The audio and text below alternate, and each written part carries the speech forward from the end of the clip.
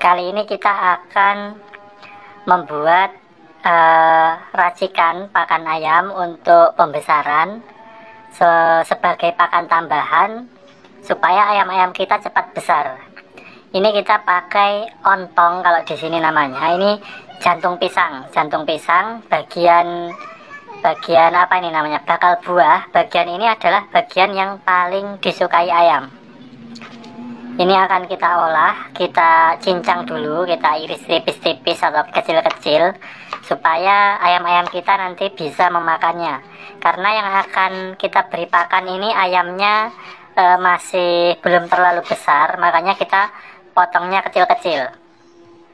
Jantung pisang ini sangat bagus untuk diberikan ke ayam-ayam kita karena jantung pisang ini mengandung beberapa vitamin dan mineral. Jadi sangat bagus sekali. Bahkan jantung pisang ini di beberapa daerah itu dipakai sebagai sayuran. Dipakai sayuran dan dikonsumsi oleh manusia.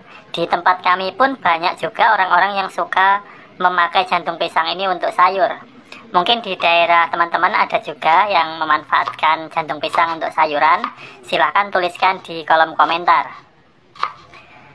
Dengan memberikan jantung pisang untuk ayam-ayam kita, tentunya kita bisa mendapatkan banyak keuntungan.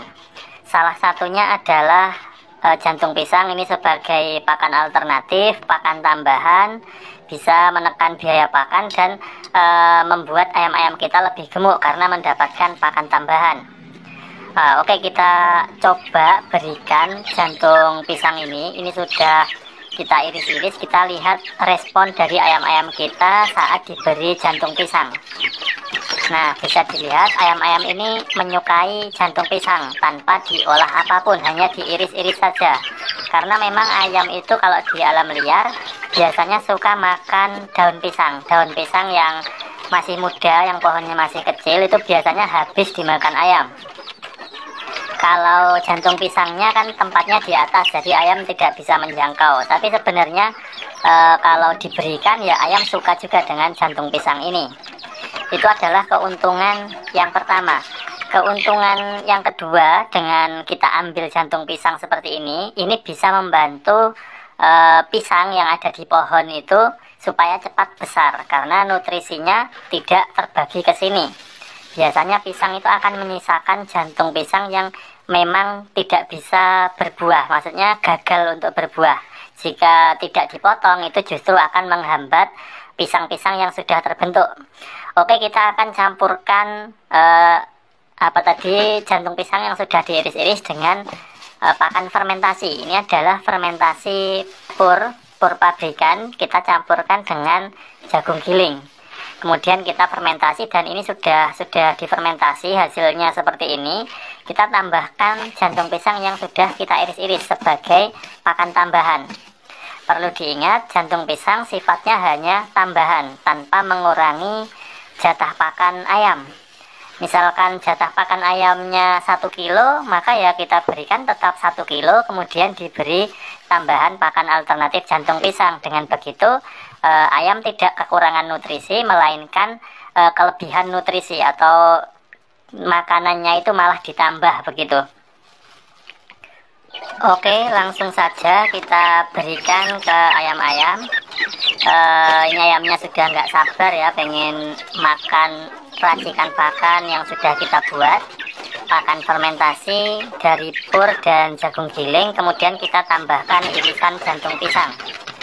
Pemberian pakan fermentasi ini menurut kami bagus karena dari bentuk pakannya yang awalnya keras itu menjadi lebih lunak.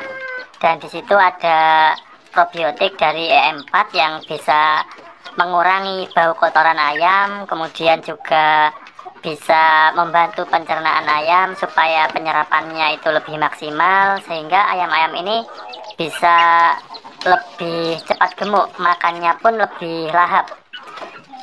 Ayam akan lebih cepat dalam mencerna makanan. Tapi perlu kita ingat, ini adalah tergolong pakan basah atau yang kadar airnya itu tinggi. Kalau pakan kadar airnya tinggi, itu biasanya akan mengarah pada kotoran yang becek, kotorannya kayak mencret dan sebagainya. Maka dari itu kita harus kontrol air minum. Kalau pakannya sudah basah, maka air minumnya harus kita batasi. Misalkan setelah makan seperti ini pagi, ayamnya kenyang, kita beri minum. Setelah ayam puas, minumnya bisa kita ambil. Nah, kita ambil, nanti sore kita beri pakan sampai ayam kenyang lagi, baru kita beri minum lagi. Setelah ayam puas minum, kita ambil lagi. Jadi dalam satu hari kita berikan minum terjadwal sama seperti jadwal pakan, sehari 2 kali. Kemudian untuk takaran pakan karena ini adalah pakan fermentasi tentunya kita tambahkan air saat proses fermentasinya.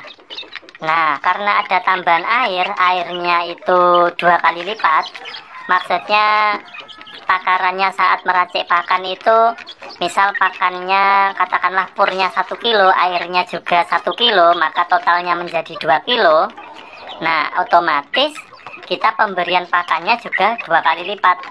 Seandainya jatah pakan ayam itu 1 kilo pakan kering, maka bisa kita berikan pakan fermentasi 2 kilo, karena yang 1 kilonya itu hanya air sebenarnya. Oke, ini pakannya sudah habis, ayamnya juga temboloknya sudah ada isinya, tapi belum penuh. Kita ada yang lepas, kita tangkap, kita lihat temboloknya. Ini mau minum ini ayamnya ini. Nah, ini kita lihat temboloknya masih terisi segini. Ini masih mungkin terisi setengah ya, belum full sampai penuh. Karena pakannya habis, kita tambahkan saja lagi. Karena pakan kita takarannya kan 2 kali lipat daripada biasanya kalau pakan kering.